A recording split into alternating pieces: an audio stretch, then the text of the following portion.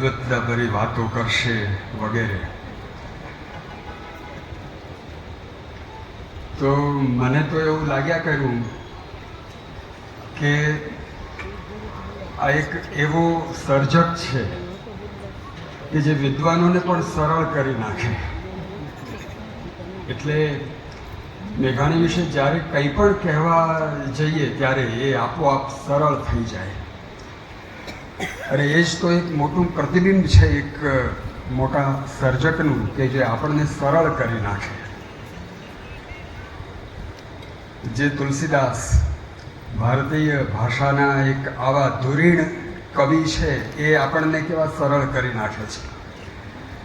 એનું સીધું પ્રતિબિંબ આપણને કવિ મેઘાણીમાં દેખાય છે. પણ હવે એમણે વિદ્વત્તા એવો શબ્દ વારે વારે ઉચ્ચાર્યા કર્યો છે, એટલે હું ક્યારેક ક્યારેક થોડોક એવો પ્રયત્ન કરીશ કે એમાં ક્યાંક વિદ્વત્તા લાગે.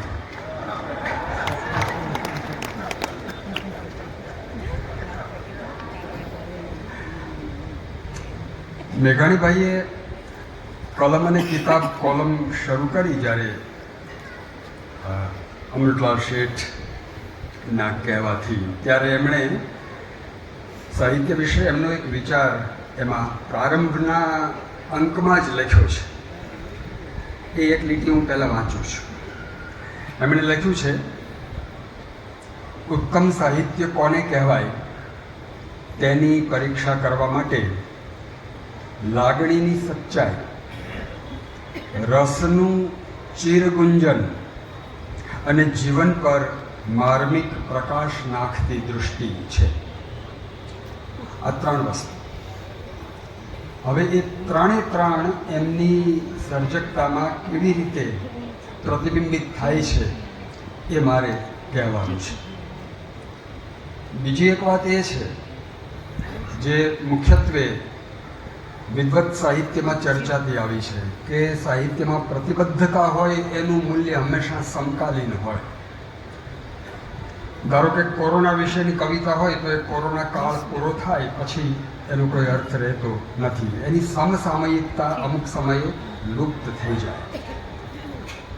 આ આખી વાતને જ્યારે મેઘાણીની કવિતાના સંદર્ભમાં વિચારીએ છીએ ત્યારે એક સાવ નવો છેડો ઉકલતો દેખાય છે. અને એ એમની જે પ્રતિબદ્ધતા છે, એમના જે કમિટમેન્ટ્સ છે આઝાદીની લડત સમયની રચનાઓના, જેની વાત વિગતે રૂપાલા સાહેબે અને વસંતભાઈએ કરી, એ કવિતા આમ તો કોઈ એક કાળનું પ્રતિબિંબ છે, પણ એ આજ સુધી કેમ ટકી રહી છે આપણી વચ્ચે અને કેમ આપણને આટલા ઉદ્દીપિત કરી રહી છે કે આપણે એને વિશે ફરી ફરીને વિચારીએ છીએ. આ એક બહુ જ મોટો વિચાર કરતા કરી મૂકે એવો મુદ્દો છે. તો આ બે બાબતને ધ્યાને લઈને હું વાત કરીશ.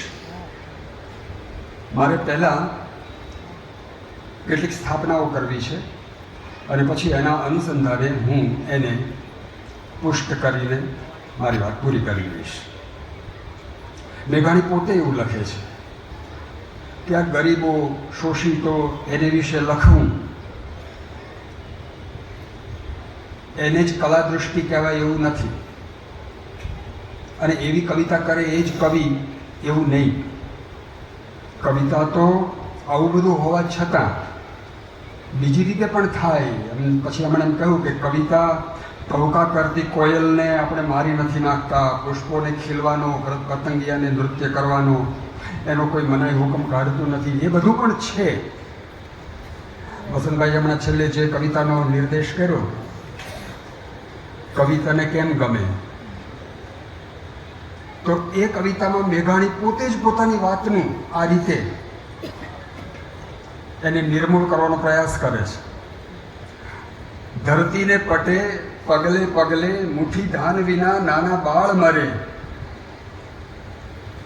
આગળનું કવિતા નથી કહેતો, પણ ત્યારે હાય રે હાય કવિ, તુને પૃથ્વીને પાણી તણા શેણે ગીત ગમે. આવો નિષેધ કરનારો કવિ પોતે છે. વળી એ સ્થાપના પણ કરે છે કે પતંગિયાની પણ કવિતા હોય, નદીની કવિતા પણ હોય. એક તરફ એ વહેણને પુરસ્કારે છે અને બીજી બાજુ વાસ્તવને પુરસ્કારે છે, પોતાની નજર સમક્ષ જે છે એની વાત કરે છે. એટલે એ ભેખડની વાત પણ કરે છે અને નદીની વાત પણ કરે છે. એક જે સ્થિર છે એને પણ તાકે છે અને બીજી બાજુ જે આગળ વધી રહ્યું છે એને પણ એ લક્ષમાં લે છે. તો આ કવિ કઈ જગ્યાએ ઊભો છે એની આપણને ખબર પડે કે જેને વહેણ પણ દેખાઈ રહ્યું છે અને જેને એક સ્થિરીકરણ, જે પોતાની સામેની જે દશા છે, અવદશા છે, એ પણ દેખાઈ રહી છે. આ એક વિશિષ્ટતા છે.